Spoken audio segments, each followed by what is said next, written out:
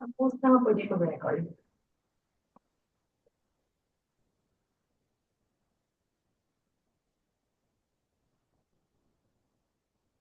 Okay, so praise the Lord mga kapatid for another session for us regarding our course Basic Hermeneutics, Principles of Biblical Interpretation. Ang ating pong description for our course in this study course, the student will be introduced to the basic principles of biblical interpretation, know the importance of good translation, and learn to apply the basic principles to the different genre found in the Bible. Yung ating purpose, having completed this course, the student should be able to interpret any biblical passage using the methods presented in this course, provide a comprehensive overview of the hermeneutical principles for reading and studying and understanding the Bible, which is God's words. And then responsibility of the student, online class attendance, completion of home assignment, course, and submittal to complete the study. Okay, ang ating pong textbook, How to Read the Bible for All Its Worth. So meron po tayong 5 parts to complete this course, no? Itong ating course outline sa part 1, yung ating pong inductive Bible study, we learn about Bible study methods, all about observation, interpretation, and application. Yung part 2 natin, na-complete na rin po natin ito, basic principles of biblical interpretation, yung importance of hermeneutics, the reader as an interpreter, the nature of the scripture, the first task, exegesis, second task, hermeneutics, and then we all talk about exegesis, saka yung practice of exegesis. Yung ating part 3, no, yung ating hermeneutical study, we talk about contextual study, content study, yung literary markers, yung word study, tsaka introduction to detailed word study, tsaka yung review. Today, we will try to have the review for us to connect sa ating pong part 4. Yung ating part 4 po is, dito na tayo mag-i-start ng ating pong interpretation of different literary types, interpretation of the gospel, parables, Book of Acts, tsaka yung epistles. At yung last part natin to complete this course, yung interpretation of different literary types regarding the Old Testament narratives, poetic books, Old Testament prophecy, tsaka yung Book of Revelation. So somehow ito po yung overview yung ng ating course outline. We are able to complete na po yung part 1, 2, and 3, no? At tayo po today, we will try to enter na po yung ating part 4, no, regarding interpretation of different literary types. But before we proceed dun sa ating pong lesson tonight, mga kapatid, no? Uh, so let's have a very quick review of summary of part 3. Dahil tapos na po tayo sa part 3, before we connect it to part 4, magkaroon tayo ng konting review, summary of what we have learned throughout this part. Okay? Now, sa ating pong slide, kung makikita ninyo sa screen, when we talk about hermeneutics, there are 3 important aspects that we need to consider. Yung pong exegesis, yung principle at application. Now, why we want to have an exegesis of a passage is because we want to know kung ano yung principle, and after we have gone through the principle, magkakaroon tayo ng application. So napaka-importante po na ang ating aim in understanding a certain passage is to apply it into our lives, no? Sabi nga sa Bible, we don't want to become hearers, but we want to become doers of the word of the Lord. But for us to apply it, we need to have yung tinatawag nating principle, yung timeless message na applicable to all generation. Alam natin ang salita ng Panginoon ay for all generations, no? But then, before we be able to have that, malaman natin yung principle na yan, yung timeless message, we need to have an exegesis of the passage. At yung pong tatlong yan ay ang tinatawag nating hermeneutics. And when we talk about exegesis, there are 3 important aspects. Yung pong historical study, yung context, yung tinatawag nating contextual study, at yung content study. When we talk about yung pinag-aralan natin last part, no? We gone through many examples doing a contextual study. 3 passage po yung ating pinag-aralan para po maintindihan natin yung what do we mean by contextual study. So hermeneutics, which deals with the right understanding or the meaning of the verses in the present, must first start with exegesis. So doon po mag-uumpisa talaga yung ating pong pag-aaral. We cannot jump right away having a principle and application na hindi tayo nag-exegesis. Kaya kasi kung mapapansin ninyo doon sa ating course outline, the first task is exegesis. And then the second task, yun nga po yung hermeneutical thing na kailangan natin i-consider yung mga historical study, no, yung context and content, so that we are able to arrive to the principle that will lead us into application. So the first start, we need to start with exegesis, which deals with the meaning of the verses in the past. Remember, we are trying to know the meaning of it the way the author written in those times, in those days, not on our time. Dahil yung lahat ng mga messages that were written in the Bible were part of the word of the Lord that has been given by God through the writers, no, in dealing with the people in those days. So we need to understand these verses, mga kapatid, in the past. So after exegesis had been done, kapag nagawa na natin yung exegesis, no, that's the time that we need to, which understands the meaning of the verses in the past, we now extract a principle to be applied to our modern situation. Kukunin natin yung principle behind those words and we will try to apply it in our modern situation. And this, sabi nga natin, these three aspects of hermeneutics must be observed to avoid wrong interpretation of any Bible passages and before any modern application can be done. So napaka-importante po when you are doing an exegesis, titingnan natin yung historical study, we will do a contextual study at saka yung content study. Yung content study, yun pong yung mga words, mga literary markers or everything that we need to understand regarding the word o yung mga word study. Yung contextual study, alam naman natin, no? Yung step by step na natutunan natin last time, no? Out of those example that we have made. Okay? Now, how do we do an hermeneutical study? Steps in doing hermeneutical study, very quick lang po ito, no? Dahil ito ay review lang nung napag-aaralan natin sa part 3. So, nire-review lang po natin ito to end this so that we can now start part 4 ng ating pong study. Exegesis. Pag sinabi natin exegesis, you have to, nakita natin doon sa diagram, kailangan natin pag-aralan muna, i-consider yung historical study. Pag sinabi natin historical study, know and understand the general setting of the passage and its historical background. Kailan ba nangyari yan? Yung mga panahon na yon, no? Sino yung mga involved na tao and everything concerning about that thing. So we need to have the setting of the passage, no? Yung meron bang time na binanggit doon kung kailan nangyari ito or what will be the setting of that passage in its historical background. Okay? So we know also how to do now a contextual study. Pinag-aralan natin yung step 1, we need to know the section limit, identify the section where the verse is located. Ito yung nagkaroon tayo ng marami example dito. Then after we made the section limit, bibigyan natin siya ng main idea, section main idea. The main idea is usually composed of the subject, which is constantly repeated and emphasized in the section limit. Then we talk about units, no?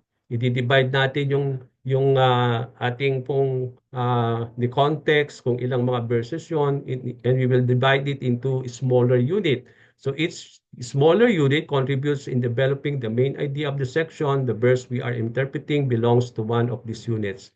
By determining how that specific unit where our verse belongs contributes to the main idea, we get further understanding about the verse we are interpreting. So I will not expound more of this. In-explain na po natin yan, no? So that to give time sa ating pong lesson tonight.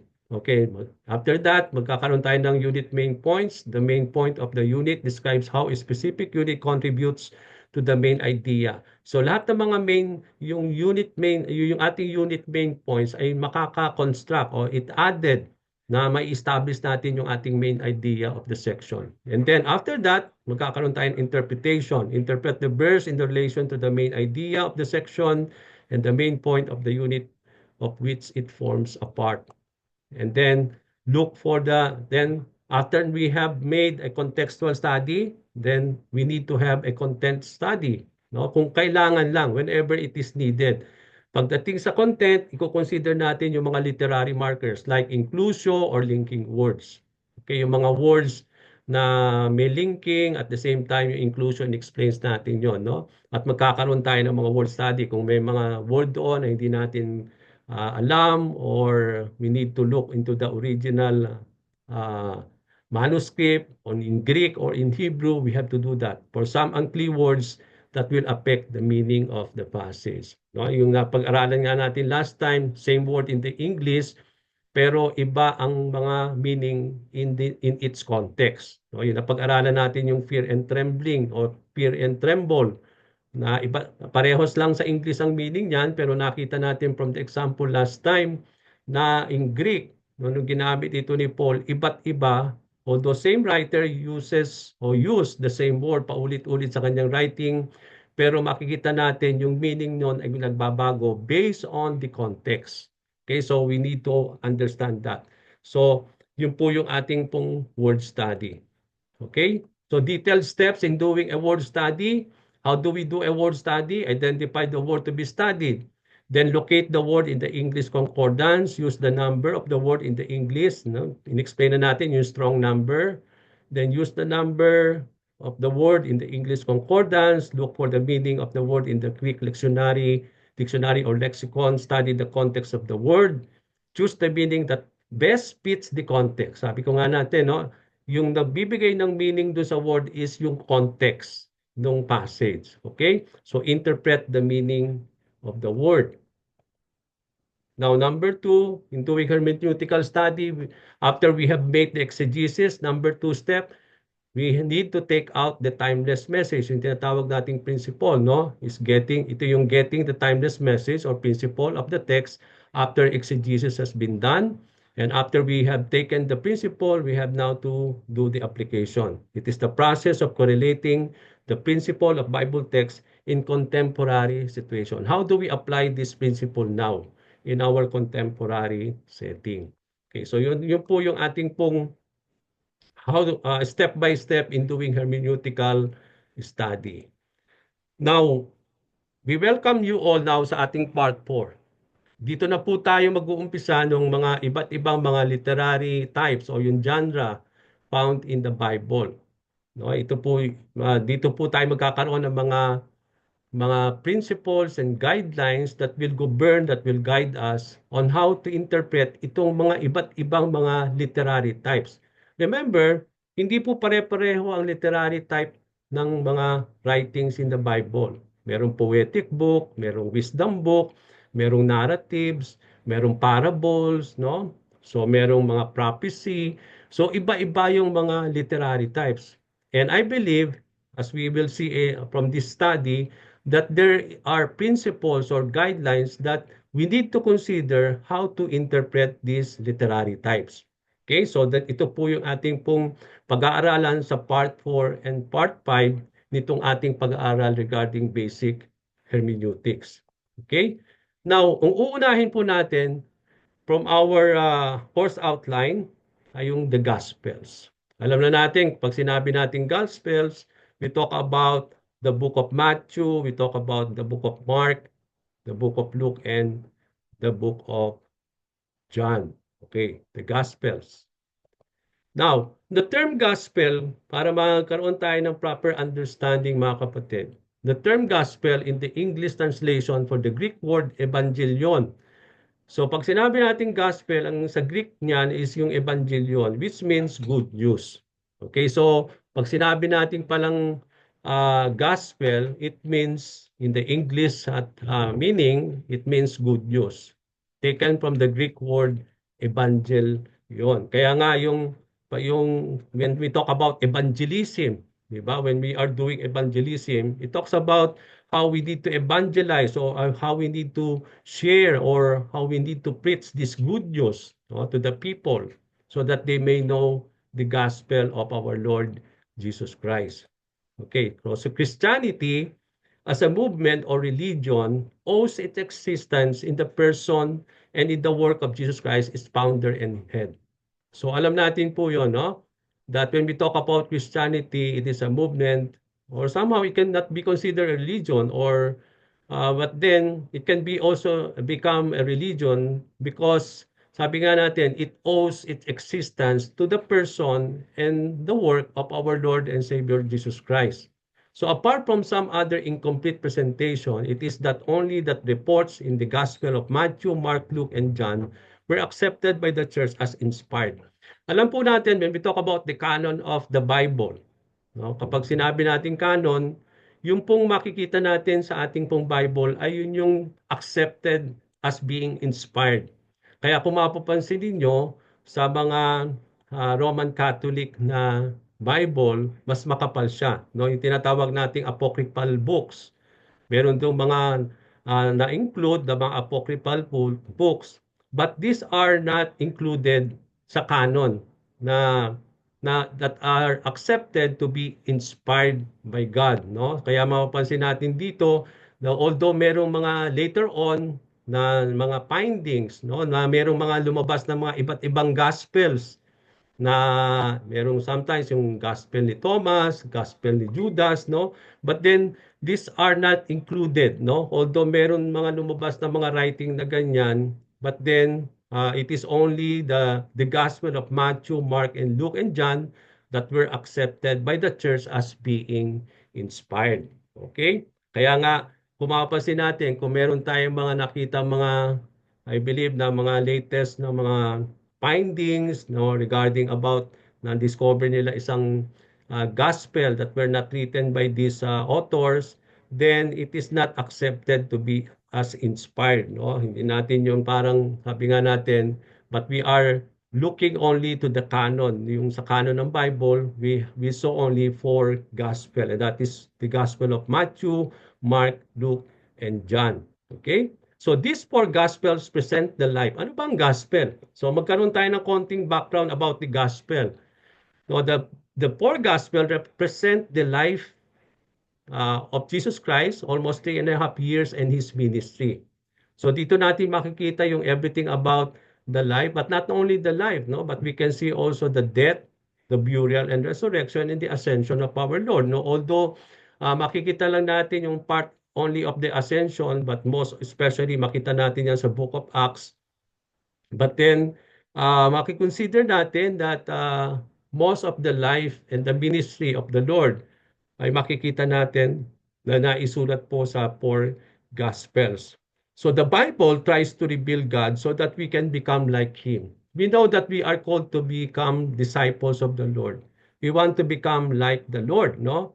Kaya nga we are followers. Pag sinabi natin mga followers tayo, and Jesus is our Lord, ang ibig sabihin nun, we are following the example of Jesus Christ. No? That's why we consider ourselves as disciples of Jesus. We want to become the Lord, like the Lord. No? Kaya nga, we are being changed into the image and likeness of our Lord and Savior, Jesus Christ. Discipleship is all about a process. Kaya nga nagdi-discipleship tayo. Bakit meron tayong mga discipleship, mga pag-aaral, sa inyong mga cell group, nagdi-discipleship tayo, is because that is the process. No? Discipleship is a process. Hindi tayo nagiging instant na disciple. Nung tayo tumanggap sa Panginoon, we can just consider to be a convert. But a convert or a new believer needs to be discipled, needs to undergo such a process for that believer, for that early believer to become a disciple of our Lord, no? Kailangan dumaan siya sa proseso. So, and that process make us to become like the Lord into the image and likeness of Jesus Christ. So Jesus said to his disciples that if they wanted to know what God was like, they should look at him. No? Natatandaan niyo yung passage wherein they asked the Lord, Lord, show us the Father. And isn't it Jesus Christ says that if you had known me, then you had come to know the Father. So when Jesus Christ came here on earth to reveal the Father to all of us, na nung mapapansin natin, nung hindi pa dumating si Lord, hindi po ganun very obscure ang ating pong understanding of who God is, isn't it? Na hindi natin lubos maisip sino ba ang Diyos.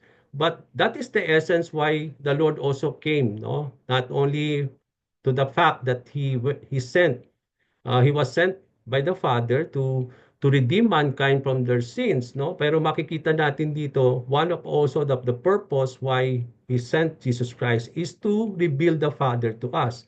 Kaya nga, through Jesus Christ, we were able to know who the Father is, no? By looking unto the Lord, we were able to know the Father also. Okay, kaya nga, sabi nga natin in the many passages that we have seen in the book of John, no, masasabi lagi ni Lord Jesus Christ that what he was teaching is the same words that the Father wants him to convey, no? Yung work ni Jesus Christ is the same work of the Father. So makikita natin dito, they are all always one in everything. No, kaya nga when we look unto Jesus Christ, we are able to know and look upon the Father. So thus, if we want to see God in action, we have to look at the Lord. We have to look at Christ, no? So that we are able to fully know who the Father is. So number one, the guideline when you are reading and interpreting the gospel. So itong mga guidelines na ito ang makakatulong sa atin. You have to be guided by these guidelines. So magkakaroon tayo ng iba't ibang mga guidelines when we are learning these literary types. So when we are interpreting the gospel, number one guideline, when interpreting the gospel, pay attention to the life of Jesus Christ, his attitudes, how he relates to others, and the way he is led or led by God. Yan po yung titingnan natin. When we talk about the gospel, we have to pay attention to the life, yung buhay ni Lord. Ano ba yung mga naipakita regarding the life of Jesus Christ? Yung kanyang mga attitudes, the character of the Lord that has been revealed in the Bible. How he relates to others, no? Paano siya nakikirelate sa iba't ibang mga tao? At the same time, we need to see also when we are interpreting the gospel and reading the gospel, how does or the way he is led by God, no? At makikita natin 'yan, no, that in everything the Father is always present and he is always leading his son, no, the Lord Jesus Christ. So that is number one guideline, no? Kapag nagbabasa tayo, we know that the gospel will reveal everything about the Lord, especially his life. And to reveal the life of the Lord, it reveals his character, the nature of our Lord, no? And then also when we study the gospel, maraming na deal si Lord pagdating sa mga tao. Papansinin natin doon paano siya nag-relate sa iba't ibang mga tao na kanya nakakalubilo. At the same time, paano siya nililid ng Panginoon in everything. Okay, so that is something that we need to put into our minds when we are reading and interpreting a certain passage or a certain parable or a certain story that we can see in the gospel. Okay, there are two levels of the gospel formation. Paano pinorm ang gospel? Paano isinulat ang gospel? Una, makikita natin yung level of Jesus Christ. The first level, how the gospel has been formed, is the level of Jesus Christ in 30 to 33 AD. So the first level of the gospel concerns Jesus' own teachings and actions. Jesus preached among the Jews in his days in Aramaic. So pagdating sa Panginoon, noong mga panahon na yon, in 30 to 33 AD, 3 years, di ba? 3 years na nabuhay, ginampanan ni Lord yung kanyang ministry, no? Between 30 to 33 AD. And out of those 3 years, no? Out of that years, makikita natin, it concerns about how the Lord taught the people, yung kanyang mga ministry, yung actions niya. And when he was teaching in those times, he always teach the Jews in Aramaic. Okay? His main message is that through his coming on the earth, the kingdom of God has come. Okay, so kung mapapansin ninyo, ang central theme ng lahat ng pagtuturo ni Lord, lahat ng kanyang mga teaching at that particular days, no, nung when he was here on earth, throughout the 3 years ministry of the Lord, mapapansin ninyo, sa Matthew 1, no? Sa verse 14, sa Matthew 12, yung Mark chapter 1, Mark chapter 14, Matthew chapter 12, Matthew chapter 28, Luke 12, tsaka Luke 31. Kung mapapansin ninyo, dito natin makikita that the core teaching or the core message or the main message throughout the time when he was here on earth is all about the kingdom of God has come. Di ba? Kung mapapansin natin yun, that there is this always the teaching of the Lord regarding the kingdom of God. Sabi nga, repent for the kingdom of God has come. No, yun din yung mensahe ni John the Baptist na makikita natin at that particular time to prepare the way of the Lord, to prepare the ministry of the Lord Jesus Christ. So kung mapapansin ninyo, one of the key theme, lahat ng mga itinuturo ni Lord ay pertains the kingdom of God. No? It's all about the kingdom of God. That if you want to become great, you have to become least and to be the servant of all. So it talks about the kingdom of God. It talks about yung how maraming parable na ibinigay si Lord talking about how it characterized regarding about the kingdom of God. Okay? For example, the kingdom of God is like a treasure, no? He talks about a fine pearl, no? Yung mga ganung bagay, he's talking about yung kanyang teaching, ang pinaka-central core or pinaka-main message is that now the kingdom of God has come. Okay, so that is something that we will always put into our mind. That when it comes to the Lord Jesus Christ, yung unang level ng formation, the gospel has been formed, everything concerning about his life, concerning his teachings, and especially yung kanyang actions and everything, sabi nga natin, at ang kanyang main message is all about the kingdom of God. Now, the second level is the author. Alam natin that it is sometimes almost how many years before the gospel has been written. So the second level of the gospel involves how the evangelists, si Matthew, si Mark, Luke, and John use the events and in the life and ministry of the Lord to meet the different spiritual and moral needs of their respective congregation and communities. Hindi po pare-parehas ang year ang pagkakasulat dito. There is a span of almost 60 to 90 AD, no? Kung mapapansin natin ito. So may span siya ng almost 30 years yung writing between these four gospels, no? Between 60 AD to 90 AD. At yung ministry ni Lord, nakita natin from 30 AD to 33 AD. So from that 33 to 60 AD, dito natin makita that there is, sabi natin, that it is only between 60 to 90 that the gospel were written. Okay? And sabi dito, itong mga evangelist na ito, yung mga writer of the gospel, ginamit nila, they use nila yung events when it comes to the life and the ministry of the Lord to meet the different spiritual moral needs of the respective congregation and communities.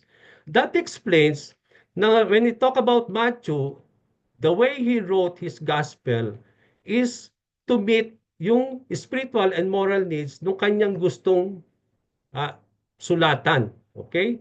Meron silang kanya-kanyang respective congregation and communities na yun ay sinusulat nila para sa mga congregation na yon at mga communities. Makikita natin yan mamaya. So, sino ang audience ni Matthew nung sinulat niya yung Book of Matthew? Ano bang audience ni Mark nung kanyang sinulat naman yung Life and Ministry of the Lord? Kaya kung mapapansin ninyo, iba-iba yung form of writing, how the gospel has been formed. So makita natin si Matthew, yung nag-umpisa siya, no? Sa genealogy, yung iba naman, gaya ni Mark, nag-umpisa na kagad siya na wala na yung mga genealogy. So iba-iba yung kanilang the way they have written the gospel. So they use all these things, the life and the ministry of the Lord para ma-meet yung mga individual or different spiritual. Naghang ba? Saglit lang po. Nawawala yung sound. Pastor, nagbabuffer po kayo? Okay, dahil doon sa internet. Okay ba tayo? Okay po. Okay na po. So Yung internet kasi dito minsan hindi siya stable. So just bear with me. Okay, so I will just repeat again. So, kung mapapansin natin, the way they wrote the gospel, they wrote it so differently. Hindi siya magkakapareho. Okay? Yung events, yung life and ministry of the Lord were written by these evangelists or the writers according to the different spiritual and moral needs of the respective congregation. Hindi sa pare-parehong isinulat sa same year or same time. No, may span, no? Iba-iba yung kanilang mga writing. So, kaya sila sumusulat o sinulat ditong mga gospel is to meet yung mga spiritual at moral need ng kanilang mga gustong sulatan concerning about the life and the ministry of the Lord Jesus Christ. Okay, so that should be put into our mind, no? Hindi sa pare-pareho yung the way they have wrote it. It is according to the spiritual and moral needs of the people whom they were writing in those days. Okay? It is between 60 to 90 AD. Now, the historical context of Jesus Christ. So, tingnan natin yung historical context. Because, remember, when we talk about studying the Bible or knowing the interpretation of a certain passage, we have to see the historical context. Now, what is the historical context of Jesus? So, knowing the historical context of Jesus Christ means knowing the political. So, kung gusto natin maintindihan yung historical context of the Lord, no, when it comes to the gospel, kailangan nating maintindihan yung political, geographical, social, economical, and very important, religious context noong mga panahon na yon when Jesus Christ was ministering and living. Ano ba ang geographical thing o in context ng mga panahon na yon nung siya'y nagmi-minister out of the 3 years? Ano yung social condition ng tao? Ano yung economical context ng mga panahon na yon? Yung religious context, no? Dapat maintindihan natin no, during the time of the Lord, ang religion at that time is yung Judaism. It is the Jewish religion, no? Kaya nga yung when we talk about the Pharisees, mga scribes, no? These are we talk about Judaism o the religion of the Jewish people, yung Judaism in Palestine, no? Titingnan natin 'yon. So in the time of the Lord, ito yung relihiyon ng mga panahon na 'yon. Kaya there is always a confrontation between the Pharisees, between the religious leaders in those times, no? Because ang pinaka main religion in those times is yung tinatawag nating Judaism. And that should be considered kapag iniintindi natin itong pong gospel, no? Yung mga context, historical context regarding about the Lord, we need to see the political ng mga panahon na yon, di ba? They are under the Roman Empire. Okay, so yung political, yung geographical, yung iba't ibang mga places. How do we see all these things? Anong kinalaman nitong mga places na ito when it comes to the ministry of the Lord? For example, why Galilee is so important in the Lord? Bakit sa Galilee karamihan ng kanyang mga miracles had been done in Galilee? So titingnan natin yung geographical, bakit doon? Yung social, pag titingnan sa social, when we talk about the people, no, economy, yung mga panahon na yon.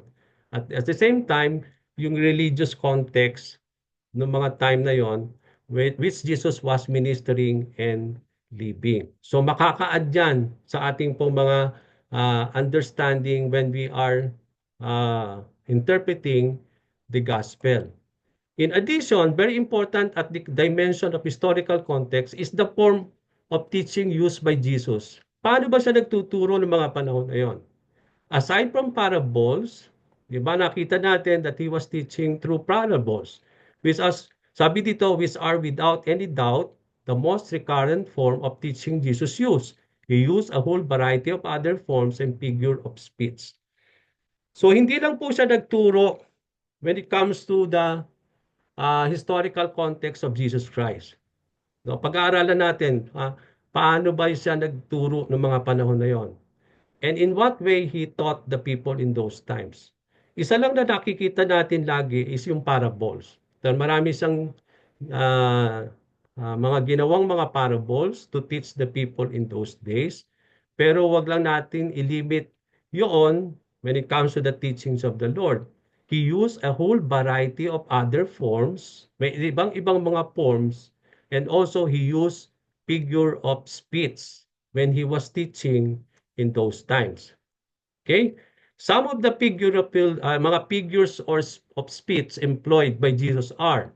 So take note of this, no? Bibigyan ko naman kayo ng kopya. So aside from the parables, mapapansin niyo lahat ng mga teachings ni Lord hindi lang purely parable. There are anaphora.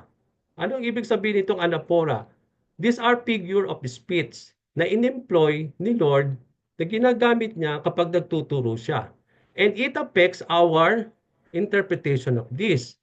Kasi kapag figure of speech ito, hindi mo siya pwede talagang i-interpret literally. Kasi figure of speech siya. Kaya maraming mga figure of speech na ginamit si Lord sa gospel. Kaya kapag nag-i-interpret po tayo, we need to take note of those things. Ano yung iba't ibang mga figures of speech na in-employ ni Lord? Ginamit niya noong mga panahon na yon. Number 1 po is the anaphora. Ano bang ibig sabihin nito? An anaphora is a repetition of a word or phrase at the beginning of successive phrases, clauses, or lines. Ang example na ito, very great example of this is that yung Beatitudes. He always used the word, he always start in the beginning of each successive phrases or lines by saying, blessed are those, di ba? Blessed are those, blessed are the poor, no? Blessed are the meek. So mapapansin natin, yung palang mga yon, and also in Matthew 23, di ba? Lagi siyang vote to the blank, no? Vote to you, blank, blank, blank, vote to you. Inuulit-ulit niya yon in different successive phrases. So yung pala, ang tinatawag nating anaphora. So it is a repetition of word or phrases at the beginning of successive phrases, clauses, or lines. So titingnan po natin yan. Okay, beware of that. So number 1, na isa yan sa mga ginagamit ni Lord ng mga panahon na yon when He was teaching. Pangalawang figure of speech employed by the Lord is that the assonance. An assonance is a repetition of the same word in words close to each other. For example, in Matthew chapter 6 verse 10, Thy kingdom come, Thy will be done. Okay, so this is a repetition of the same word, the word die, no? To that is so close to each other. Thy kingdom come, thy will be done. O yun po yung makikita natin. Yung kapag repetition naman na of the same words, very close to each other. Yun yung tinatawag nating assonance. So hyperbole. Ano yung hyperbole? Hyperbole is an exaggeration for the emphasis or for rhetorical effect. At makikita natin yan, isa sa mga teaching ni Lord, if your right eye causes you to sin, gouge it out. So hyperbole siya. It is an exaggeration. So dito pa lang sa hyperbole, hindi mo siya pwedeng literal ang meaning mo niyan. No? How is it really to gouge your eye when your right eye sin? No? Hindi pwedeng literal yon, no? Yung kailangan mo bulagin pa yung mata mo when that your right eye sin. No, it is not literal. So there is a meaning of this, no? It is considered to be an exaggeration to give emphasis or it gives emphasis do sa rhetorical effect, no? Kaya nga sinabi niya rin sa Luke 14:26, another example, hate his father. You have to hate your father, your mother, your wife, and your children. So hindi rin pwedeng literal yan. Hindi ibig sabihin ni Lord na kasuklaman natin yung ating mga ama, yung ating ina. Hindi po. We are to love them, we are to respect them, we are to honor them. Love your children, love your wife, ang turo sa Bible. So ibig sabihin, when we are undergoing such kind of mga passages sa teachings ni Lord, when we are interpreting the teachings of God, take note of all these forms of figure of speech kasi hindi siya talaga literary. Hindi siya pwedeng gawing literal sa meaning. So it is an exaggeration just to give emphasis on something at saka yung rhetorical effect of it. Na sinasabi dito ni Lord na you have to na we don't need to use any part of us to sin against the Lord. And then we have to do something about it. So that is something there, no? To hate our father and mother and his wife. Ibig sabihin ng hate dyan is to, ang sinasignify dyan ni Lord sa Luke 14, is that if you, he talking about that our love should be more than our love for our father. Our love for Jesus Christ will be more than our love for our mother, for our wife, and for our children. So yun po yung sinisignify dyan, no? Kung babasahin natin yung context na yan, to hate is not really literally to hate. But if you love your father more than the Lord, then you are not worthy of the Lord. Yun ang sinasabi ni Lord doon. So these are hyperbole. So maging maingat po tayo when we are interpreting the teachings of the Lord. Well, another example of the way the Lord taught in those times is irony. Ano yung irony? An irony is an expression of something which is contrary to the intended meaning. So parang opposite siya, contrary siya dun sa intended meaning. The words say one thing but mean the opposite. So for example, in 1 Corinthians chapter 4 verse 8, no? Another one of example of irony, already you have become rich, already you have become kings, no? So it is an expression of something that contrary to the intended meaning of it. And the words say one thing but mean the opposite. So yun po yung tinatawag nating mga irony. Okay? Metaphor. Ano po ba yung metaphor?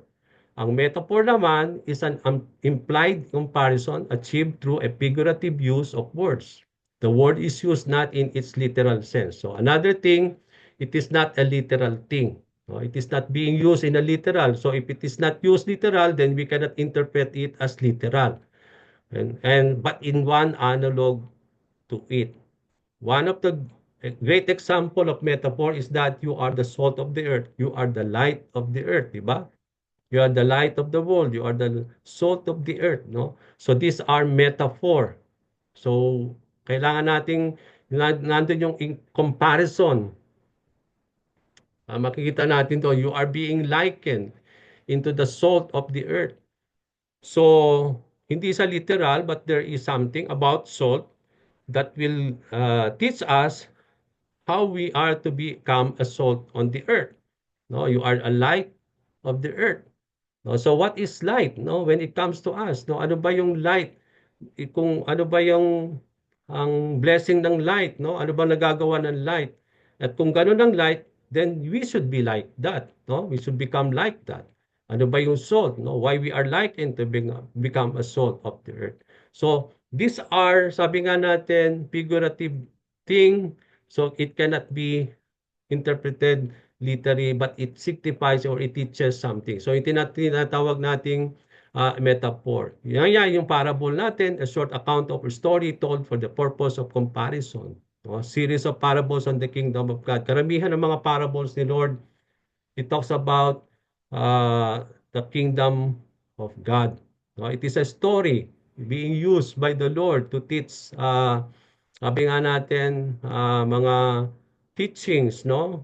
Spiritual, to reveal spiritual truth, no? Especially concerning about the kingdom of God. Okay? Mga poetry, meron din mga poetry si Lord sa Matthew 7 verse 7, 8, ask, seek, and knock.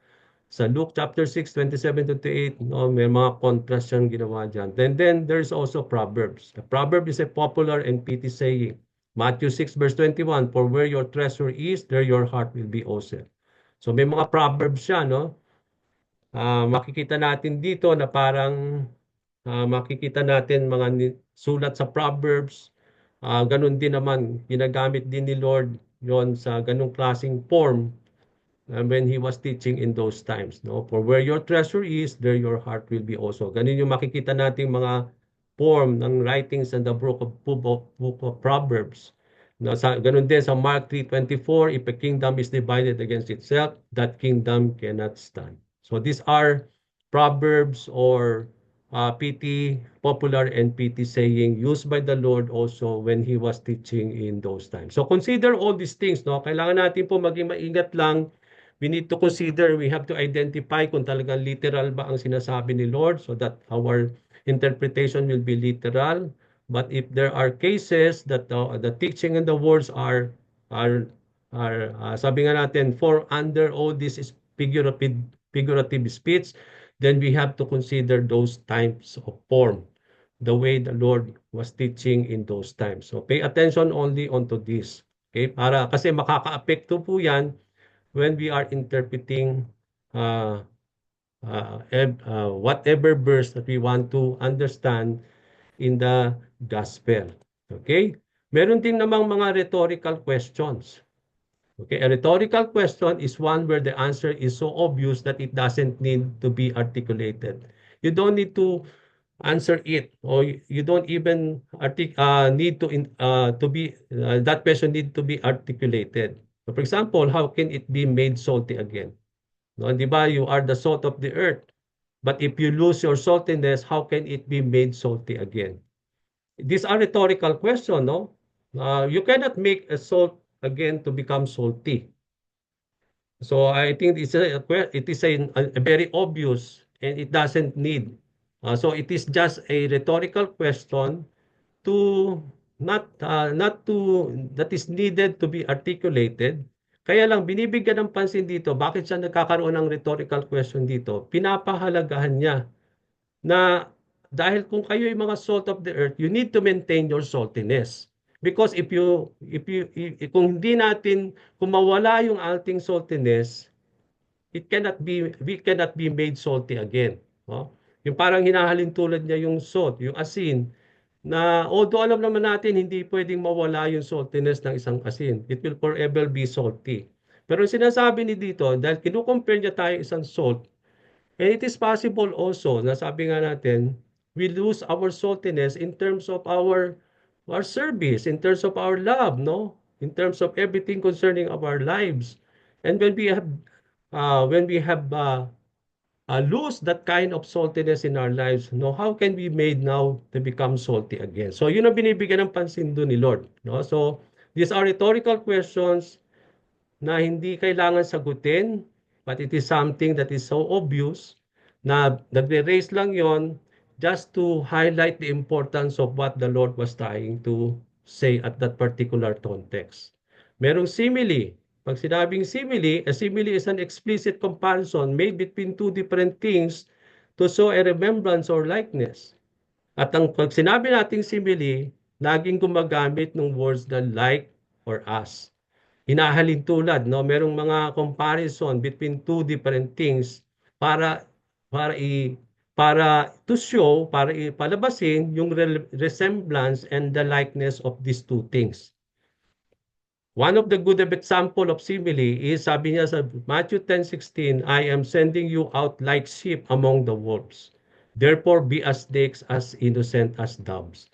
So ginamit niya yung sheep, yung wolves, yung snakes at yung doves.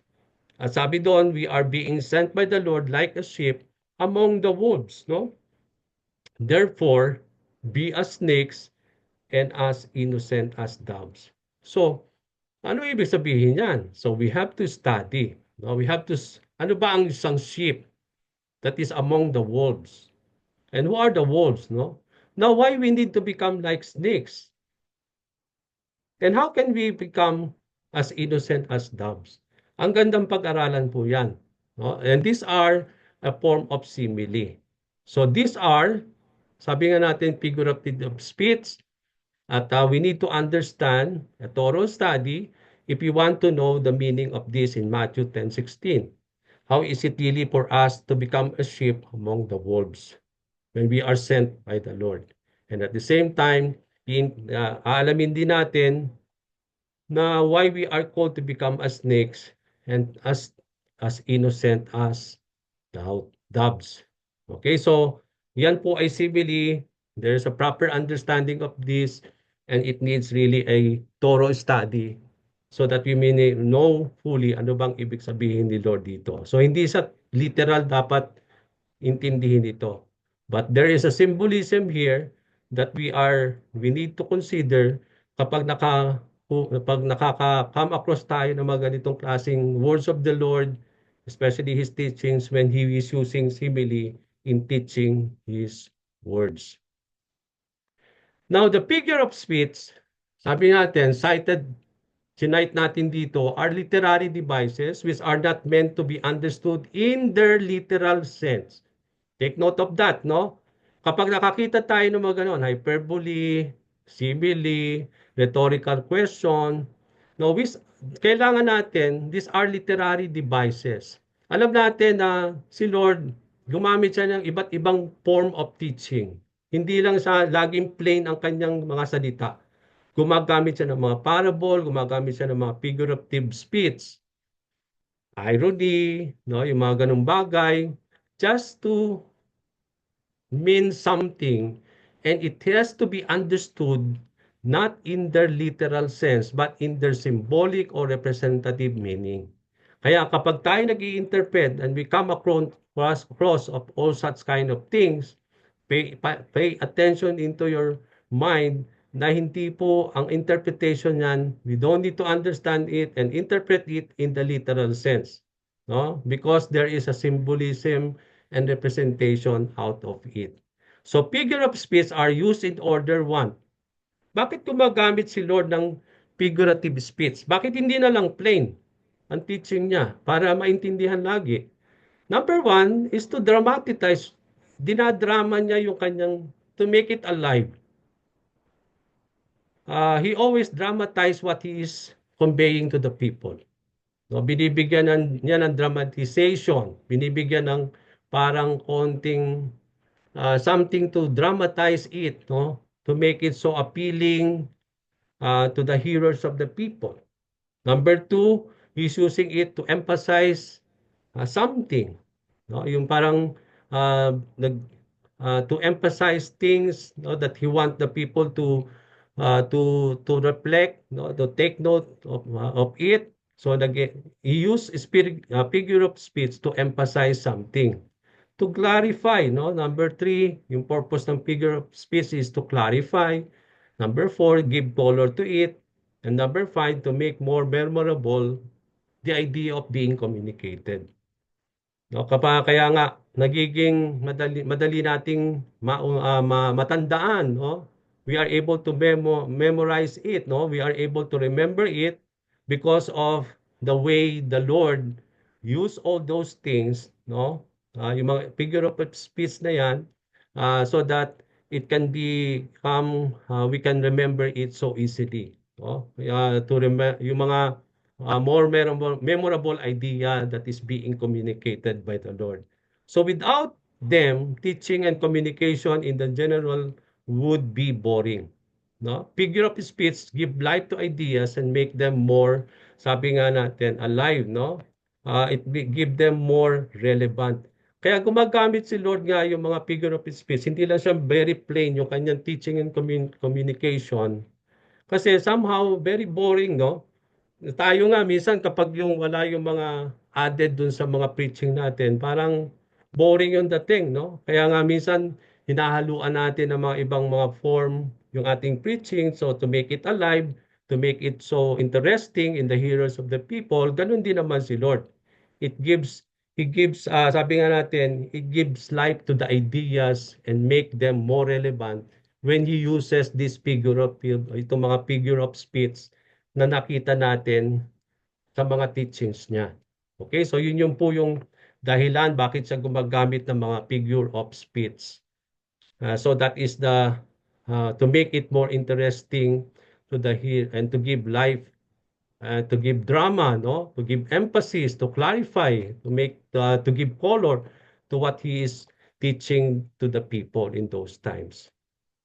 Okay, so number two na guidelines natin, no. When you are understanding the gospel, be aware of the figures of speech used by Jesus and the purpose of their employment. Bakit ginamit niya yung ganong klaseng figure of speech? Bakit simile ang ginamit niya? Bakit hyperbole ang ginamit niya on that particular time and teaching? So take note of it, and then ano ba ang purpose nung bakit ginamit niya itong mga figure of speech at that time. Especially, make sure you interpret parables correctly. At darating po tayo dyan sa susunod nating literary type. No? We will try to see yung characteristic ng parable. How do we interpret parables correctly? But today, we are just trying to see the nature of the gospel. Tinitingnan natin yung paano isinulat yan, no? Yung historical context nung nilalaman na yan patungkol kay Lord. Tiningnan natin yung content ng kanyang mga teachings. May mga hindi lang siya plain. Nakita natin yung historical context na pagdating sa the way he taught at that time, merong mga figurative speech at paano niya ginamit yon in different purposes, no? In different times, no? At sabi nga natin, when he used parables, we have to correctly interpret them. Okay? And most especially, sabi nga natin last time, when he's using figurative speech, it cannot be taken in its literal form. Okay? There are symbolism out of that. So hindi mo siya talagang intindihin in the literal sense, but you have to look to the meaning or the symbolism of being taught by the Lord in those times when he used those figurative speech or yung figure of speech. Okay? Now, historical context. Nasa historical context. Pag sinabi natin historical context, inaalam natin yung historical context ng mga nangyari, yung the way Jesus Christ wrote, no, everything. Now, when we talk about, tinignan natin yung historical context si Jesus Christ, no, na ano yung mga panahon na in his life and ministry, ano yung context ng mga geographical thing ng mga panahon ni Lord na nagmi-ministry siya, yung mga people, yung everything about at that particular time. Now, titingnan naman natin yung historical context ng evangelist. Paano nila sinulat yung life and ministry of the Lord? Anong kanilang purpose? Ano yung kanilang audience? So titingnan natin yon the way they have written it. Kasi it will add to our understanding. For example, if you are interpreting a verse in the book of Matthew, titingnan mo, kasi ang audience ni Matthew ay ganon, you have to put your understanding na lahat ng mga verses na yan, chapters na yan, ay isinulat sa ganitong audience. At sino ba itong mga audience na ito? Okay, so titingnan natin yon. So titingnan natin ang historical context ng mga writers, ng mga evangelists. So at this point, we are talking about the historical context of each author. Kanina tiningnan natin yung historical context of Jesus Christ. Yung mga panahon na yon, yung mga teachings niya, yung how he had done the ministry, no? Ito po yung tiningnan natin kanina. So at this time naman, titingnan natin yung mga writers ng mga gospel. Okay? Now, sabi natin dito, ano ba ang motivation? Bakit sinulat nila yung mga gospel na yan in the first place? Kailangan alamin natin yon. Kasi if you are understanding a literal the passage in that book, titingnan mo yung the general context of that book. Bakit nagsusulat si Matthew? O bakit nagsusulat si Mark? Kaninong audience? Ano bang dinidil ni Mark? Anong intention niya? Bakit siya sumusulat para sa mga taong ito? So, we have to know the motivation. Titingnan natin yung historical context, the way the gospel has been written by these authors. So, this is important in interpretation of particular passages in the gospel. Sabi ko nga, napaka-importante po yung context. Kung tayo, tinitingnan natin yung verse doon sa context kung saan nakapaloob, then that itself, we have to see it in the broader context, doon sa kabuuan ng libro. Kasi yung verse mo at saka yung context na iniintindi mo ay part of the whole book. At yun ay nakapaloob doon sa buong libro na yon. At itong buong libro na ito ang intensyon ng author. At ito'y sinusulat sa mga taong ito. So dapat titingnan mo siya in the historical context. Hindi lang tayo magko-contextual study. But then, aalamin natin yung contextual study natin in the historical context. Kaya nga when you do an exegesis, you have to first consider the historical context. You have to see the contextual study and the content, yung content study, di ba? So, historical study. And when you do an historical study, you have to see the historical context ng mga passages na yan. So, it would take too much time to speak in detail about the motivation to write of all the four evangelists. In short, we could say that kung pag-aaralan natin yung mga details, yung mga motivation to write, paano sinulat itong nung mga four authors natin, it will take time for us to do so. Kasi limited po yung ating time sa ating pag-aaral.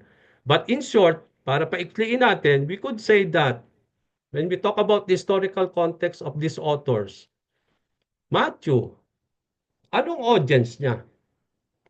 He was writing to the Jewish people. Alagay ninyo, lahat ng mga verses, ano ini-establish niya para sa mga Hudyo? And we know that the Jews in those times, they don't believe on the Lord. They don't consider Him. He did not accepted Him. Kaya nga, pinako nila si Lord, no? Kaya yung Jewish people, they don't believe that Jesus is the Messiah, no? And they are, they consider Him as a blasphemy, no? So dito, makikita natin dito, and now Matthew, as one of the disciples of the Lord, he wants to establish now a writing that will prove that they are wrong. That indeed he is the Messiah. No? That he traced, kaya nga may genealogy siya. Tinace niya yung root para to establish sa mga Hudyo na ma-trace nila na talagang galing siya kay Haring David. No? At makikita natin doon. So, Matthew was writing to the Jewish people, to the Jews. And one of the central theme of this gospel, bakit sinulat ito ni gospel? At yung pinaka-central theme, kung si Jesus Christ, makita natin ang central theme ng kanyang message and teaching is all about the kingdom of God. Kay Matthew naman, sinulat niya yung gospel, is that yung Old Testament prophecy is fulfilled. Kaya mapapansin niyo sa Book of Matthew, one of the characteristics of the Book of Matthew, marami siyang mga Old Testament prophecy na kino-quote itong si Matthew to prove to the Jewish people when he was writing about the life and ministry and the death and the burial and resurrection of the Lord, he establishing all those Old Testament prophecy to prove to the Jews that he is indeed the Messiah, that Jesus is the Messiah, and with him he brought the kingdom of God. Na dumating ang kaharian ng Lord through Jesus Christ. Okay, so we talk about the spiritual kingdom that has come. And then on the second coming of the Lord, then the physical kingdom will be established. So dito natin makikita na lahat ng teaching, lahat ng mga nirecord na mga teaching ni Matthew regarding the Lord is to prove, yun po yung pinaka-central theme, is to prove to the Jewish people that Jesus is the Messiah and he used so many prophecy in the Old Testament. Makikita niyo, kino-quote niya yon to establish the fact and to prove to the Jews that he is indeed the Messiah. So doon pa lang makikita ninyo kapag meron tayong iniintindi mga passages in the Book of Matthew, alam na natin ang intensyon nitong author nito na siya'y sumusulat para sa mga Hudyo at pinuprove niya na si Jesus talaga ay ang Messiah and that the kingdom of God has been brought through Him. Okay, yun po yung intention niya. Yun po yung pinaka-central theme nitong libro na ito. Mark naman, kung mapapansin natin, is the shortest gospel in the Lent. Pinakamaigsi siya among the gospel. Kung mapapansin nyo, napaka-iksi ng Mark. So it is the shortest gospel in Lent and it is considered the first written gospel. Ito yung pinakaunang gospel, mga kapatid. Ito ang nauna bago yung Matthew, bago yung Luke at John. Ito yung pinakaunang na sulat na gospel written by Mark. Now, it appears to provide the basis framework for both Matthew and Luke. Sinulat ni Matthew, nung sumulat si Matthew at si Luke, kinonsider niya yung basic framework of this writing of Mark. Kaya kung mapapansin niyo yung Matthew, may pagkakahawig kay Mark din. yung lahat na isulat ni Mark na include din ni Matthew at ni Luke. Kasi when Matthew and Luke were writing their gospel, they provide a basic framework taken from the book of Mark. Kasi nauna po yung Mark. Mark was addressed probably, so anong intention ni Mark nung sinulat niya yung Gospel of Mark? Kung si Matthew, ang audience niya na sinusulatan niya ay mga Jews. Si Mark naman is among the Romans. He addressed probably to the Romans and thus explains many Jewish practices and translate particularly Jewish words and phrases. So since the Romans were fascinated with authority, power, and sensationalism, Mark emphasizes such themes. So makita natin dito, he talk about the authority of Christ. He talks about the power, no, everything, kasi ito yung parang napapassionate yung mga Romans, no, when it comes to authority, power, yung mga sensationalism. So si Mark, in-emphasize niya yung writing na yan kasi ang intention niya is to write and to reveal Jesus Christ among the Roman people, among the Romans, no? Kaya dito marami siyang mga ini-explain niya yung mga Jewish practices, no, yung mga tinatranslate niya yung mga particular Jewish words and phrases. So iba yung kanyan the way he wrote it compare with Matthew. Sa Luke naman, kung mapapansin natin, the entire gospel, he is talking about the entire Gentile world. So hindi siya sa mga Jews na if Mark is considering only the Romans, but Luke, when he wrote the Gospel of Luke, he addresses the entire Gentile world and is thus universal in scope. So parang universal siya in the sense because it is written for all the Gentile world. At makikita natin God loves all person. He particularly loves the outcast, the poor, the weak. Luke places special emphasis on women, children, and those who do not have power and influence in the world. Such persons have a special place in the heart of God. So yun yung naman ang sini-establish ni Luke, no? When he wrote about the Lord Jesus Christ, his life and ministry, is to establish that kind of writing, no? He's writing to the Gentile world. He give emphasis that God loves all people, that particularly yung mga outcasts and mga poor and mga weak. No? At makita natin yon. And then he places a special emphasis sa mga kababaihan, sa mga children, and those who have not have power and influence in the world.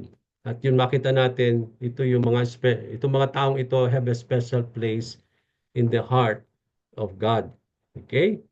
So, sa John naman is not included among sa synoptic.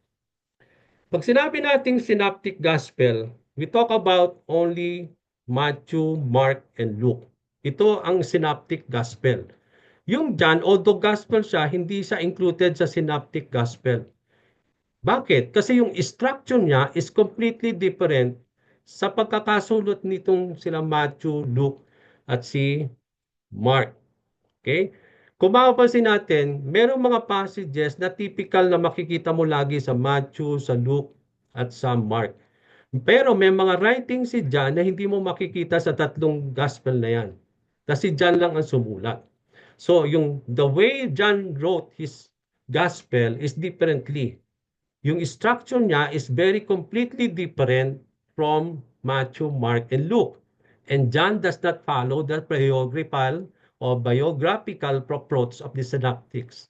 So yung biographical approach ng synoptic gospel ni Mark, Luke, and ni Matthew ay hindi kagaya, no, hindi yon sinunod ni John when he wrote the gospel. Okay? He is vitally concerned with demonstrating the divine nature of Jesus by emphasizing the 7 I am sayings of Jesus and the 7 miracles performed in this book. One of the central theme of the book of John, kung mapansin natin, that he is proving that sabi nga niya doon sa kanyang writing, that he was writing these things, that there are still many things na hindi na-include sa kanyang writing. But an intention niya is to prove that Jesus Christ is the Son of God, sabi niya. And that by believing in Him, they may find eternal life. So yun yung pinaka-team niya. Kaya in-establish niya the truth na in-include niya dito yung mga 7 I Ams of Jesus Christ. Kaya hindi mo yung makikita sa mga libro ng Matthew, yung Luke and Mark. Kasi isa sa mga special sa writings ni John, doon niya in-emphasize yung mga 7 I Am sayings of the Lord at yung 7 miracles performed in this book. Okay? Makita natin dito, di ba? Yung I am the light of the world, di ba? I am the living bread. It talks about I am the life and I am the resurrection and life, di ba? Di ba? Mayroong mga ganong saying si Lord. So yun yung mga great I ams. Now, one of the great I am sayings of the Lord is because this sayings is establishing the fact of the truth that that Jesus Christ is indeed the great I am. The word I am here is what we can see na minention ng ating Panginoon kay Moses when he said, I am who I am. Okay, so he's reflecting this name upon himself. Kaya he's using the I am, no? He use always the word, the referral to him as being the I am. No? He's talking about that he is indeed the great I am that has been revealed to Moses in the Old Testament time. So makita natin dito, no? He's proving John was proving that he is the Son of God, that he is indeed God himself, and that by believing in him, people will not come to have that they may come to believe in him, and by believing in him, they may have eternal life. So yun ang ini-establish. Kaya nga, napakaganda itong Book of John, no? Especially for among mga early believers, if they really want to know about the Lord and establish the truth about Himself, napakaganda pong pag-aralan muna itong Book of John. Okay, napakaganda kasi maraming ini-establish dyan concerning about the Lord Jesus Christ, no? Ito po in very it has been written differently compared with the synoptic gospel. At makikita natin yon, mapapansin natin very different yung the way we had seen it, the way John wrote this gospel. Okay, John was written to the Greeks and employs the Logos doctrine.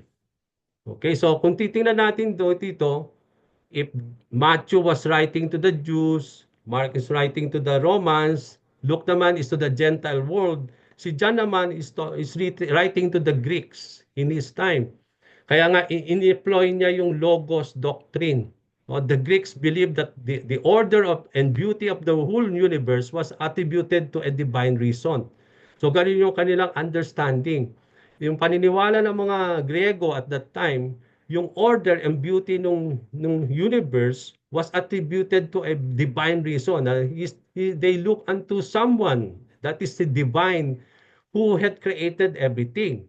And this divine principle was called the Logos or the Word. Kaya nga ginamit niya ni John even at the start of chapter 1, di ba? In the beginning was the Word. In the beginning was the Logos, and the Logos was with God, and the Logos was God. Kasi he's writing to the Greeks at ganin yung the way they believe to establish the fact that that the order and the beauty of the whole universe that's yung belief ng mga Greeks na yan at that it is attributed to the divine reason, and that divine na pinaniniwalaan itong ng mga Greek at that time, he is connecting it to Jesus Christ. That apart from him, there is nothing that has been created. Di ba? Binanggit dun sa chapter 1 of Book of John. So doon pa lang ini-establish na dyan sa among the Greeks na yung pinaniniwalaan nilang divine reason, kung sino man yon, is that it is Jesus Christ. No? And that he used the Logos doctrine to use it to repair it to the Lord Jesus Christ. So, kaya nga ginamit niya yan sa start pa lang ng kanyang writing. Okay? John employs the Logos doctrine of the Greeks but modifies it to communicate the distinctly Christian message of his gospel. So ginamit niya yon, in-employ niya yon to establish, but then minodify yon para mag-fit doon sa Christian message regarding about the Lord Jesus Christ. So the reason for doing so is twofold. It helps us to appreciate the distinctiveness of any one of the Gospels. It will help us to be aware of the different contexts in which a particular material was used by the evangelist. So bakit natin pinag-aaralan itong historical context of the mga authors is because it helps us to see the distinctiveness of the way they wrote the gospel. No, iba-iba yung kanilang pamamaraan, yung kanilang mga audience. Ano yung binigyan nila ng emphasis sa kanilang mga writing na iba't iba yung binigyan ng emphasis ng iba't ibang author. But it is the same life ministry of the Lord Jesus Christ that they were writing. Pero the way they have written it is so distinctively different among themselves. The way they wrote it for their particular audience, no? When it comes to their needs, no? Yun nga, yung mga needs ng mga kanyang sinusulatan at what they want to establish about concerning about the Lord Jesus Christ. So it adds also to our understanding kapag tayo po ay ini-interpret natin ang iba't ibang mga passages or verses in the book of the gospel. Okay? So guideline number 3. Number 3 na po tayo sa guideline natin. In the exegesis of the gospel, when you do an exegesis of the gospel, one has to pay attention to both the historical setting of Jesus. Ano ba yung ini-establish? Ano yung setting ni Lord nung ginagawa niya yung miracle na yan? Ano yung mga tao on that time? Sino ba yung mga audience? Anong kinalaman nito sa mga Pariseo, sa mga religious leaders in those days? Kasi yun yung nakita natin, yun yung historical context concerning about Jesus Christ. So you have to put that when you consider the historical thing about the Lord and also the historical setting of the author. Now, why above all these things, in overall writing of this gospel, ano yung intention nitong author na ito? Ano yung kanyang motive of why he was writing? Ano yung ini-establish niya? Kasi kung yun ang ini-establish niya, yung verse na iniintindi mo doon sa book na yan ay nakapaloob doon. It added to that.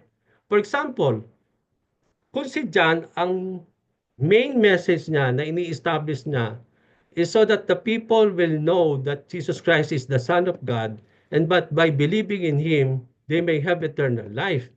So, kung yun ang theme niya, so lahat ng mga verses pala doon sa chapters and verses, ini-establish yung truth na yon. Na yun yung gusto niyang palabasin sa mga audience niya.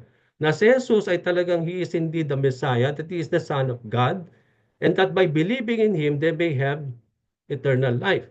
So lahat pala ng mga verses sa Book of John, yun ang ini-establish. Kaya kapag nag-i-interpret tayo ngayon a certain parable o certain verses or a particular writing in the Gospel of John, then you have to consider that historical setting because yun ang intention ng author. So dapat may kinalaman ng interpretation mo doon sa kabuuan ng libro kasi yun yung kanyang ini-establish. Hindi pwedeng hindi malayo doon. Kasi all those verses, all those chapters contributed to that writing, yung pinaka-theme ng writing. Kaya dapat malaman ninyo po yun. And so that will help us always to make a proper meaning, a proper interpretation of a passage when you consider the setting of the Lord and then the historical setting of the author. For example, when we are about a passage, no? When, for example, no, so sa amin po pag-aaral every Friday, meron kaming Friday Bible study po nila Sister Brenda. And last Friday, ang topic natin is all about yung John chapter 13. It talks about the Last Supper. And also, doon natin makikita how the Lord predicted the betrayal of Judas Iscariot. Okay? Now, doon pa lang sa umpisa ng chapter 13, ano ang setting noon? Sabi doon, it is the day before the Passover feast when they have the Passover meal with His disciples. So doon pa lang, mapapansin niyo, nangyari yon. So anong historical setting noon? It is the day before the Passover feast. So, dapat malaman natin yon. Okay, so yun yung setting. Okay, now ano yung setting ng Passover? Ano yung Passover feast? Bakit nila sineselebrate yon? Bakit may Passover meal during the celebration of the Passover? So dapat alam natin yon. Yun yung historical.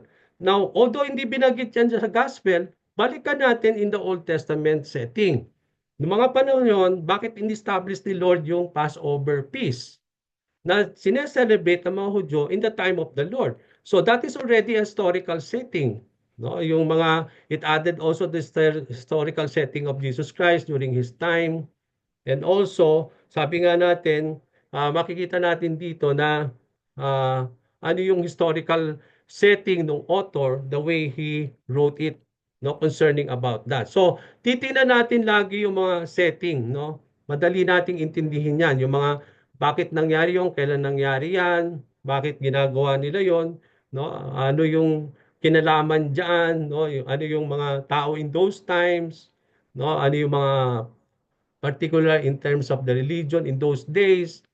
Bakit merong laging confrontation si Lord, no, when it comes to the Pharisees? Bakit laging may ganon? Kasi makikita natin may kinalaman yan sa historical setting of Jesus at the same time noong mga panahon na yon. Okay, historical setting naman ng author, consider ninyo yung overall theme. Bakit siya sumusulat? Anong ini-establish niya? Ano yung gusto niyang iparating sa kanyang mga audience na sinusulatan, na iba't ibang mga audience na nakita natin doon, sa iba't ibang mga gospel. Okay, you have to put that when you are interpreting the gospel. So number 3 guideline po yon. Okay, example. Let's have an example. Compare the genealogy of Matthew with the one mentioned in Luke. Merong genealogy si Matthew, meron ding genealogy si Luke. Pero kung mapapansin nyo, magkaiba. Although nag-umpisa sila kay Adam, but then kung mapapansin nyo, later on, iba na yung tinetrace ni Luke, iba na yung tinetrace ni Matthew. So the reason for their difference is the special historical context in each evangelist. Kasi merong ini-establish si Luke, kaya niya trace si Jesus Christ dun sa kanyang mga ninuno na nanggaling doon. Kay Matthew naman, dahil ang tinetrace niya, ang writer, ang audience niya is about the Jewish people. So trace siya talaga everything about yung paniniwala ng mga Hudyo, mga panahon na yun. So kung mapapansin natin dito, mapapansin natin na kung titingnan ninyo yung Matthew, trace nila yung ancestors ni Jesus Christ when it comes to the lineage of Joseph. Sa Matthew yon. Tingnan niyo po yung genealogy ni Matthew, the way he traces the root of Jesus Christ. Mapapansin niyo that after David, tapos makipinsan doon Solomon, and then Solomon, iba na. Nag-iba na from Solomon. After David, Solomon established ni Matthew, and then mapapansin niyo to Jesus Christ, yung mga iba't ibang mga ninuna na tines kay Solomon, iba na. Magkaiba doon sa ini-establish ni Luke. Kasi kung mapapansin natin doon kay Luke naman, although in-establish niya that he is a son of David, pero hindi niya in-establish yung root na yon from Solomon, which is Matthew is considering. But he used another brother of Solomon, which is also a son of David. Okay? Kasi ang ini-establish niya is the root of Mary. Kay Luke, ang i-establish niya na nanggaling si Lord sa root ni Mary. Kay Matthew naman, mapapansin ninyo, tinetrace niya ang root ni Jesus Christ through Joseph. Na kung mapapansin niyo, si Mary at si Joseph, kung titignan natin, in the longer thing, magkamag-anak sila. Kasi both Joseph and Mary came from the lineage of David.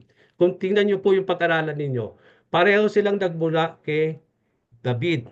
No? Kasi si Solomon, anak ni David, I forgot the name of the brother of Solomon. Doon naman ang galing si Mary.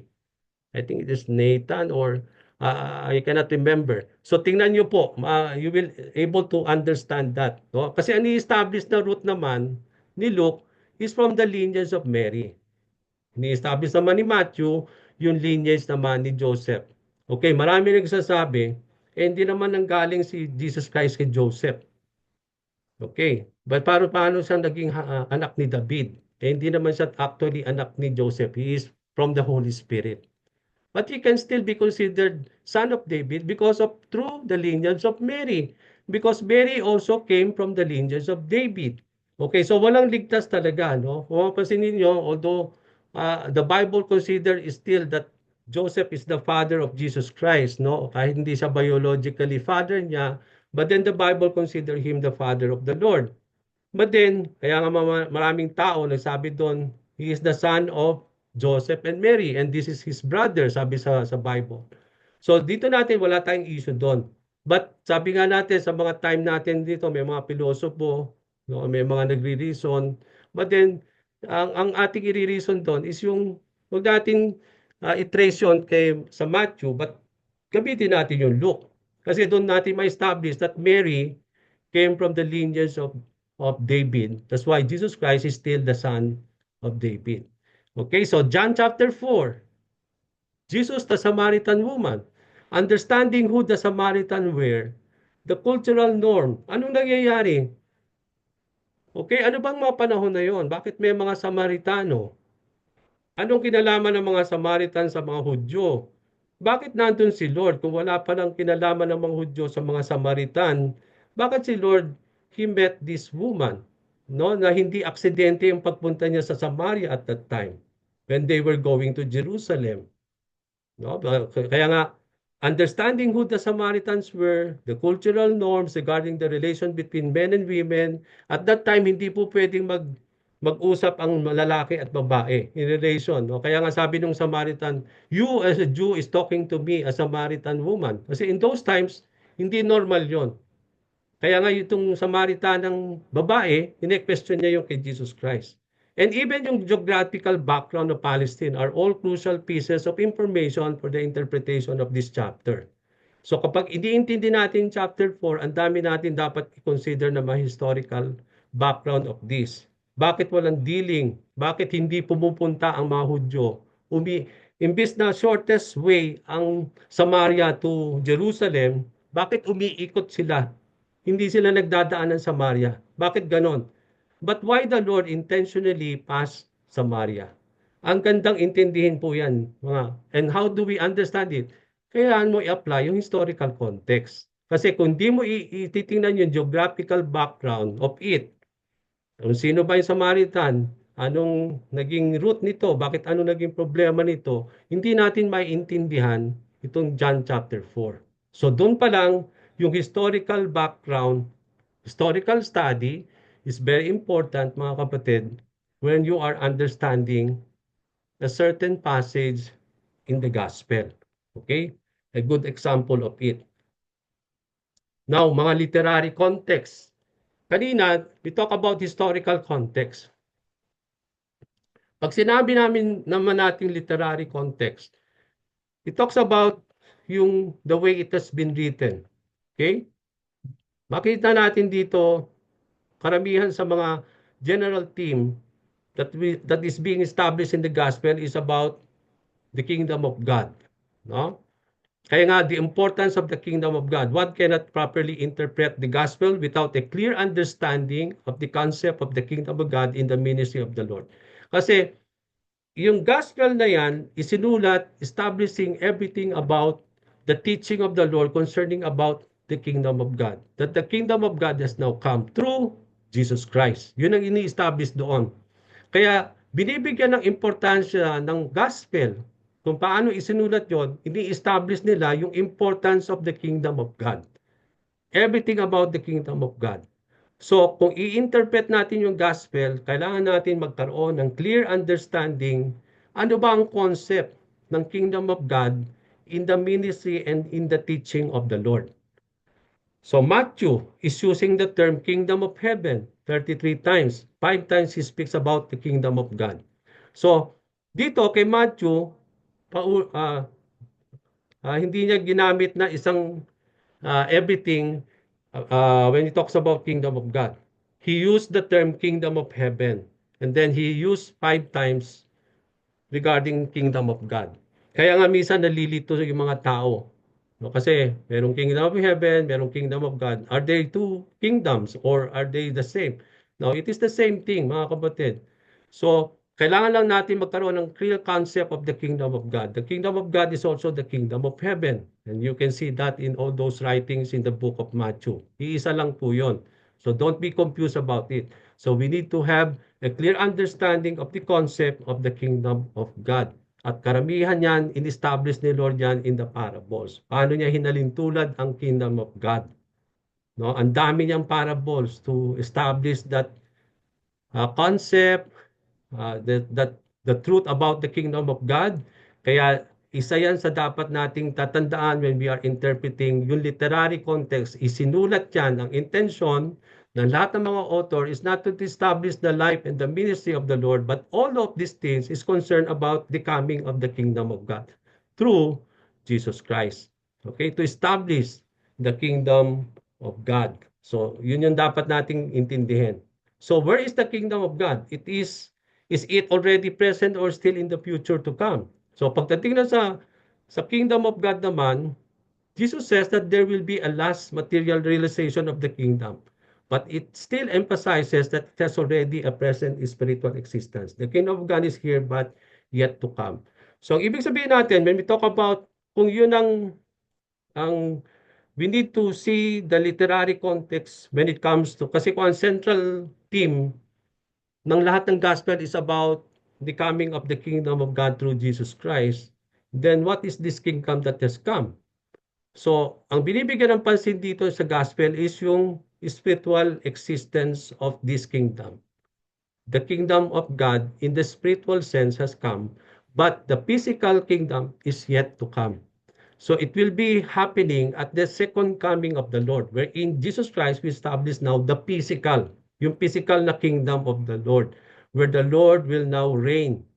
Okay, but at this time, His reign and His kingdom is in our hearts, no, in the spiritual existence. So yun yung is established dito. So that is something that we need to understand also, that it is of present and is still in the future to come. Okay, so dapat alam natin po yan when we are studying the gospel. Kasi isa sa mga ini-establish the gospel is about the kingdom of God. The spiritual and ethical principles of the kingdom are explained through the Sermon of the Mountain or Sermon of the Mount, which was written down by Matthew in detail. The absolute standard for this righteousness is God Himself. Matthew 5:48, be perfect, therefore, as your heavenly Father is perfect. Okay, so nandun yon. It's all about yung mga ethical, spiritual, and ethical principles about this kingdom ay makikita natin, no? How is it really to be part of the kingdom? Kaya nga sabi doon ni Lord, blessed are those, no? No, tingnan natin po yun, yung Sermon of the Mount. Doon nakapaloob lahat. Ang haba po ng Sermon of the Mount, I think it is almost 3 chapters or 4 chapters na yung sermon ni Lord na he talks about many things. No? He talks about fasting, he talks about prayer, what is these things when it comes to the kingdom of God, or how is it really to be part of the kingdom of God. Ang habo po nun, yung Sermon of the Mount, no? Na binigyan ng detalye ni Matthew. At ang standard na in-establish doon that is God Himself, that if you are part of this kingdom, then we need to become the Lord. We need to be perfect, therefore, because our Heavenly Father is perfect. So I believe if God is holy, then we need to be holy. If God is righteous and just, then we need to be righteous also and just. So sabi nga natin, we are called to become like the Lord. Sabi nga natin kanina, na-establish natin yon, no? And this is something that binibigyan ng absolute standard when it comes to the righteousness of God, that as part of the kingdom of God, we need to become like the Lord, no? When it comes to the righteousness, when it comes to be us as being His people. Okay, guideline number 4, dito po tayo magtatapos. We will not exceed. Guideline number 4, consider the main theme of Jesus Christ, which is that through His coming, the kingdom of God has come. The last days have begun, and everyone should be aware of the urgency of the hour and respond through radical commitment to Jesus Christ. Okay? Now, although there is already the kingdom that has come in the spiritual sense, But there is also these last days na binabanggit ni Lord sa gospel, talking about the second coming, the last days wherein there is the judgment that is coming. Kaya nga very crucial po 'yon, no? Dahil now we are living in the last days and it has begun, then we should, sabi do, everyone, including us, should be aware of the urgency of each hour. No, yung we are now living in the last days. We don't know when Jesus Christ will come, no? Yung the coming of the physical kingdom of the Lord. And we do not want to be surprised of it, no? And so we need to be aware of that urgency of the hour. Not only for us, but also the urgency of doing our mission when it comes to the unbelievers. We are called to make disciples. No, we are called to preach the gospel until the coming of the Lord. So we should be aware of those urgency of the hour. Each moment is so crucial kasi it may be too late for these people kung hindi natin ibabahagi yung salita ng Panginoon. And also to respond to the radical commitment to Jesus Christ. We are called to become radical in our commitment, in our relationship with the Lord. And because we are part of this kingdom, and because this is something that is being established throughout the gospel about the kingdom of God that has come, and there is this physical kingdom that will be coming, then meron po dapat influence, meron po yung dating dapat sa atin, no, as being believers, and also in response to dun sa ating commitment kay Lord, and also the urgency of the hour that is still to until that time, no, when the Lord will be coming, no, and so that sabi nga natin, we are able to still to fulfill everything that the Lord wants us to establish in our lives, no, as His believers. Sabi nga ni Lord, until it is day, we should be working because the night is coming. So dito, sinasabi ni Lord doon, parang hindi literal, although He's talking about literal doon, pero hindi mo siya maintindihan, no? That until it is day, we need to work the work of the one that who sent me because the night is coming. So the day there is, although literal siya, na kung ipapansin natin, kung sa araw ka gagawa talaga, mas madali mong gawin kasi maliwanag. Pero kapag pag night na, madilim na, hindi mo na magagawa talaga. It will be too late for you to do it. So ang sinasabi doon, auto-literal siya, pero hindi mo siya kailangang i-consider din literal. Kasi sinisimbolize doon ni Lord yung day, na hanggat merong pagkakataon tayo, yun nga yung day. No? Until it is day, until we have that opportunity, we have to obey Him, we have to do our commitment to the Lord, we have to preach the gospel, we have to do everything, our commissioning to the Lord. Because night will be coming. No? Night dito sinusymbolize, it may be too late for you to do all these things. That it may be too late for the lost soul to be found by the Lord. So maraming din sinisimbolize yung praise na yon, no? Kaya although parang literal ang sinasabi ni Lord, pero figurative speech din. Okay? So ang daming pwede na dapat intindihin because it is in line with what Jesus Christ, what the author is trying to establish, no? It's all about the kingdom of God and the coming of the physical kingdom. And because of that, makita natin, when it comes to the Lord, hindi siya nagsasayang talaga ng oras. When He fulfilled His ministry here on earth, very focused siya talaga. Lahat ng may pagkakataon, He take that opportunity lagi to do His mission. Ganon din naman din tayo, no? As being part of the kingdom of God. Now, we have to really take that. We need to be aware of the urgency of each hour, sabi nga natin, because we are in the last days and we need to respond to the radical commitment that we have in the Lord. Okay, so I will stop from here, no? We will not go beyond this. So we will continue na lang po mga kapatid when we